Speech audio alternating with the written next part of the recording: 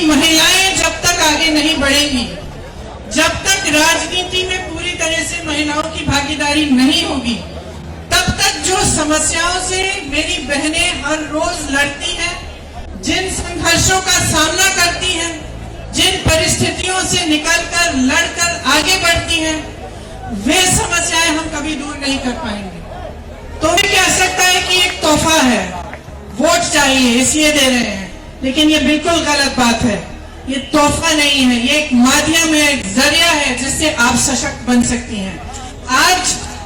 आज जो स्मार्टफोन है उसके जरिए महिला अपनी सुरक्षा करती है, और जो ई स्कूटी है, जो छात्राएं हैं जो पढ़ रही हैं, जिनकी पढ़ाई हो गई है, जो नौकरी के लिए जाना पड़ता है, उनको इससे उनको बहुत सुविधा होगी। लोग हैं और उनका पूरी तरह से शोषण किया गया है। तो खास तौर से मैं कहना चाहती हूँ कि उनका नियमितीकरण करने का हमने निर्णय लिया है। हमारी सरकार आएगी तो सबका नियमितीकरण हम करेंगे।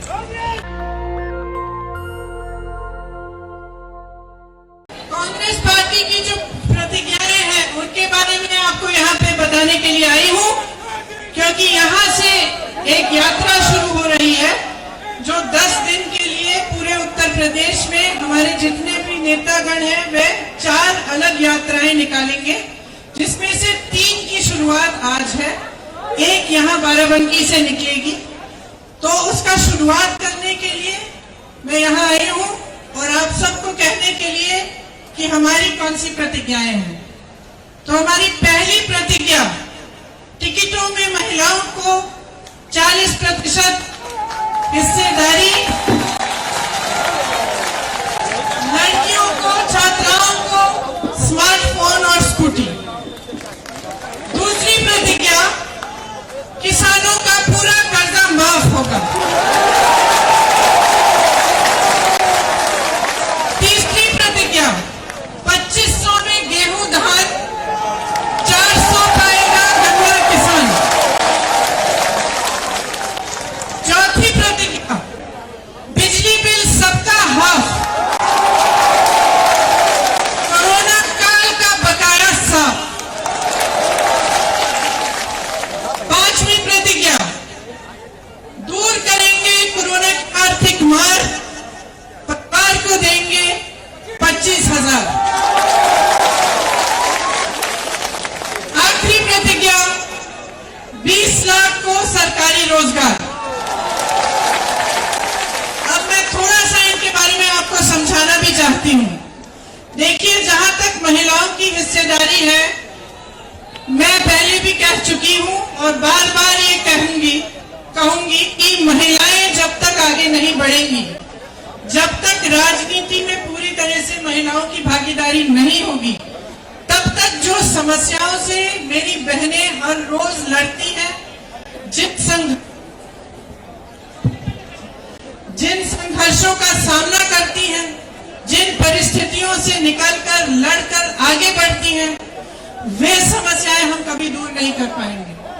तो मेरा आग्रह है सब महिलाओं से, मेरी बहनों से, आगे बढ़िए, राजनीति में आइए। इस चुनाव में कांग्रेस पार्टी 40% टिकट देकर चाहती है कि आप आगे बढ़ के अपनी लड़ाई खुद लड़ें और आप सक्षम बने। महिलाओं के लिए हम एक अलग घोषणा पत्र जारी करेंगे, वो कुछ एक हफ्ते के करीब में निकलेगा। उसमें महिलाओं के लिए जो अलग अलग हमने घोषणाएं करनी है वो सारी उसमें होंगी। उसमें से सिर्फ एक घोषणा ये है कि जो 12वीं पास लड़कियां हैं उन सबको स्मार्टफोन दिया जाएगा अगर हमारी सरकार आएगी, और जो स्नातक पास है उनको ई स्कूटी दी जाएगी। अब कोई कह सकता है कि एक तोहफा है, वोट चाहिए इसलिए दे रहे हैं, लेकिन ये बिल्कुल गलत बात है। ये तोहफा नहीं है, ये एक माध्यम है, एक जरिया है जिससे आप सशक्त बन सकती हैं।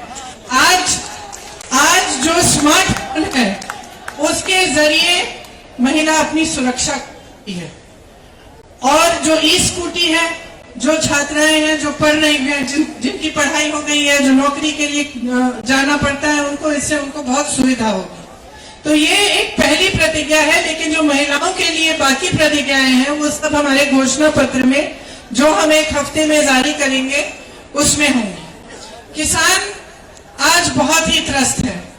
आप सबने देखा होगा कि किस तरह से लखनऊ खेरी में मोदी जी के मंत्रालय के एक मंत्री के बेटे ने एकदम क्रूरता से गाड़ी चलाकर 6 किसानों को मार डाला।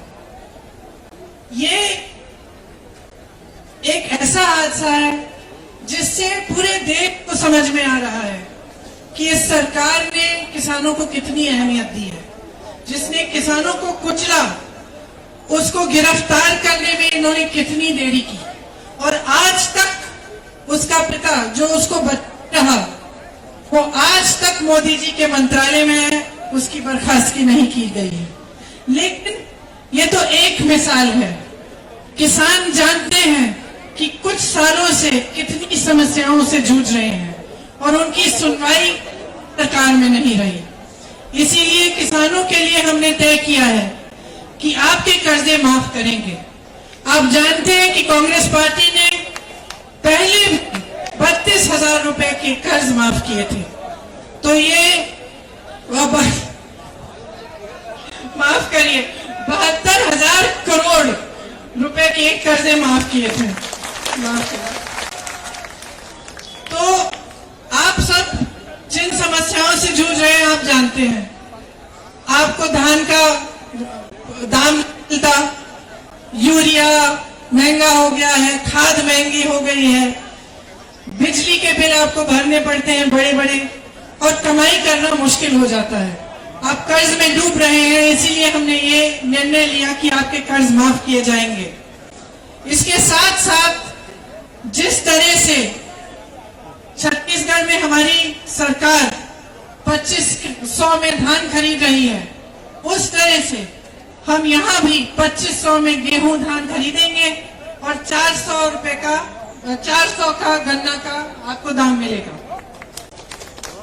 जब बिजली बिल की बात कर रहे हैं, तो कोरोना काल के समय जो छोटे दुकानदार हैं, छोटे बिजनेस हैं, व्यापारी हैं, जिनका धंधा, जिनका काम एकदम बंद हुआ, उनको फिर भी बिजली के बिल बड़े बड़े भरने पड़े, और पूरे कोरोना काल के समय कमाई नहीं कर पाए।